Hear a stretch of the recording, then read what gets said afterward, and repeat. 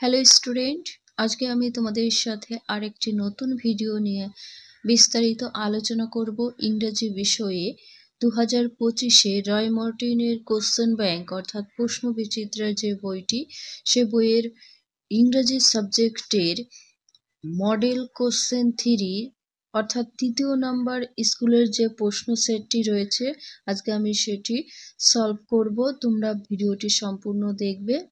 আজকে যারা আমার ভিডিওটি দেখছো, যারা এখনো পর্যন্ত আমার চ্যানেলটিকে সাবস্ক্রাইব করনি, তোমাদের যদি ভালো লেগে থাকে তাহলে তোমাদেরকে সাবস্ক্রাইব করার অনুরোধ থাকছে এবং বন্ধুদের কাছে শেয়ার করে দিও। নাম্বার 1-এ আছে, read the passage carefully and answer the following question.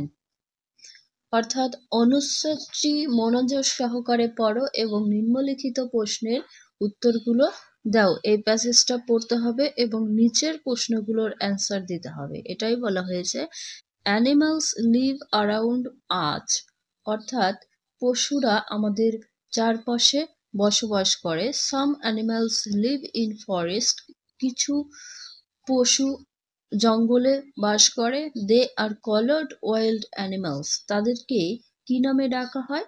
বন্য পশু বলা হয়। Some animals live with us, কিছু প্রাণী আমাদের সাথে বাস করে। We call them domestic animal, তাদেরকে আমরা কি বলি? গৃহপালিত পশু। Some animals live in our houses, এবং কিছু প্রাণী আমাদের বাড়িতে থাকে। উই কল দেম পেটস, মানে পোষা, তাদেরকে পোষ্য বলা হয় বা পোষা প্রাণী। They help us many ways, তারা আমাদেরকে বিভিন্নভাবে সাহায্য করে। তাই নিচে এ, answer of the following question, নিম্নলিখিত প্রশ্নের অ্যান্সার করতে হবে। এতে রয়েছে where do animals live, where মানে কোথায়, প্রাণীরা কোথায় বাস করে। শুরুতেই রয়েছে animals live all around us, এটাই অ্যান্সার হবে। প্রাণীরা আমাদের চারপাশে বাস করে। বিতে আছে what are collared wild animal, wild মানে বন্য, বন্য প্রাণী কাকে বলা হয় এটাই বলতে হবে। দেখো এখানে রয়েছে সাম অ্যানিমাল লিভ ইন ফরেস্ট, তারপরে তোমরা বলবে we call them wild animals. Wild মানে বন্য, তাদেরকে বন্য প্রাণী বলা হয়। কিছু প্রাণী বনে থাকে এবং তাদেরকে বন্য প্রাণী বলা হয়। বিতে feel in the blanks with appropriate words, উপযুক্ত শব্দ নিয়ে কি করতে হবে? শূন্যস্থানটা পূরণ করতে হবে।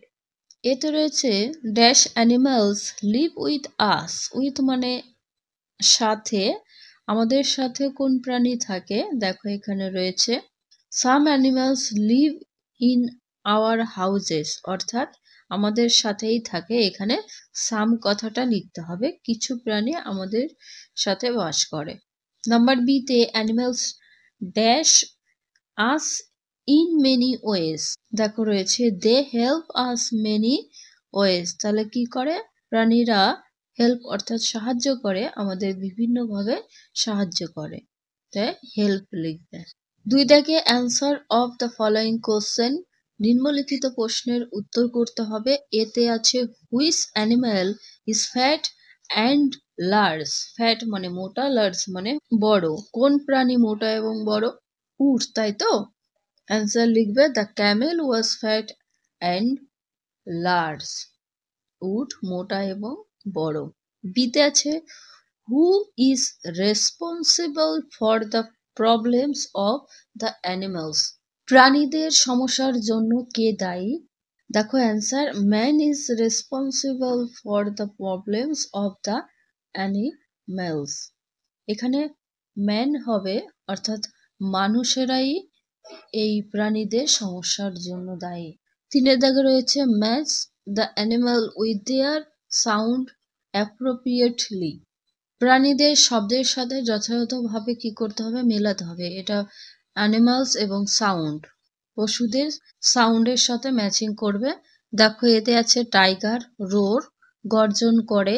বিতে আছে জেব্রা, জেব্রা শব্দ করে ব্রে। সিতে আছে ফক্স, ফক্স এখানে হলস হবে। দেখো ফক্স কিন্তু আবার বার্ক অর্থাৎ ঘেউ ঘেউ করেও শব্দ করে। এখানে যেহেতু কুকুর রয়েছে তাই বার্ককে আমি দিয়েছি। ডিতে আছে গরিলা, গিব্বার্স করে আওয়াজ করে। ইতে আছে হর্স অর্থাৎ নেই। এফে রয়েছে ডগ, ডগ বার্ক ঘেউ ঘেউ করে শব্দ করে। জিতে আছে শিপ, ব্লিট করে শব্দ করে। এইচে ক্যাট, মেউ মেউ করে। চারেরটায় write T for true and F for false statement in the given boxes. প্রদত্ত বাক্সে সত্যের জন্য টি এবং মিথ্যার বিবৃতির জন্য এফ লিখতে হবে তোমাদের। এতে আছে কাজল হ্যাজ নো ফ্রেন্ড, কাজলের কোনো বন্ধু নেই, এটা এফ হবে। স্টোরিতে ছিল কাজলের অনেক বন্ধু ছিল, তাহলে এটা এফ। বিতে আছে বুলক গিভস আস উল, উল হচ্ছে ফসম, বুলক বলতে বোঝায় বলদ, বলদ আমাদের ফসম দেয়, এটা ভুল হবে, ফসম দেয় না, ভেড়ায় ফসম দেয়। সিতে আছে Bhulu is very smart, Bhulu খুব স্মার্ট বা চালাক, এখানে ভুল হবে, ভলু ছিল ব্রেভ অর্থাৎ সাহসী ছিল, আর স্মার্ট ছিল মিনি। ডিতে রয়েছে men are responsible for global warm, global warm মানে বিশ্ব উষ্ণায়ন, বিশ্ব উষ্ণায়নের জন্য মানুষেরাই দায়ী, এটা ঠিক হবে। পাঁচে feel in the blanks উইজিং suitable words, উপযুক্ত শব্দ ব্যবহার করে শূন্যস্থানগুলো পূরণ করো। এতে আছে আ বেবি কাউ ইজ কলার্ড, গরুর বাচ্চাকে কি বলে ডাকা হয়, কাভ।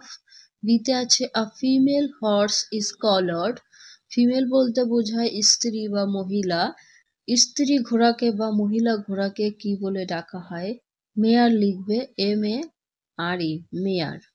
সিক্সে write the names of the animals, প্রাণীদের নাম লিখতে হবে, হিংসগুলো দেওয়া রয়েছে।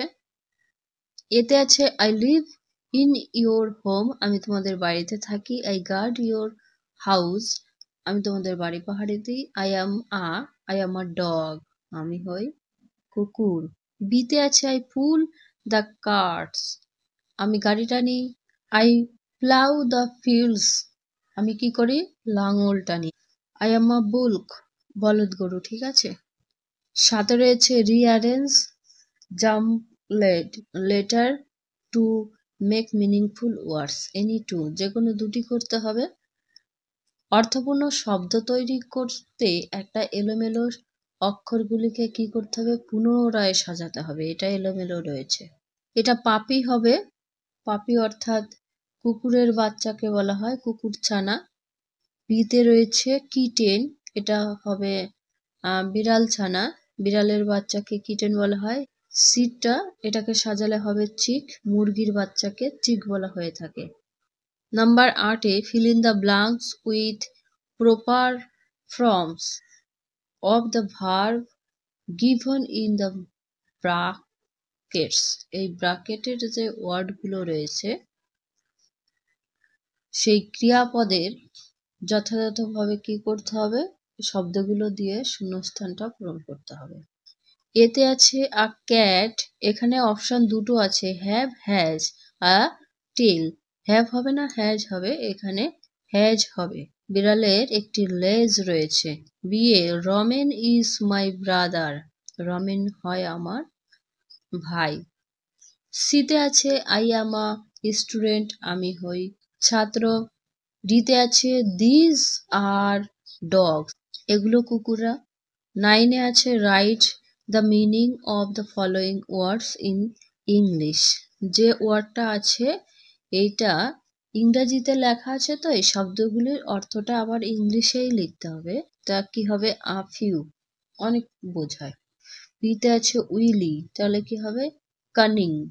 ওকে, এখানে ভিডিও শেষ করছি। ভিডিও ভালো লাগলে লাইক করো এবং তোমার বন্ধুদের কাছে ভিডিওটি শেয়ার করে দিও।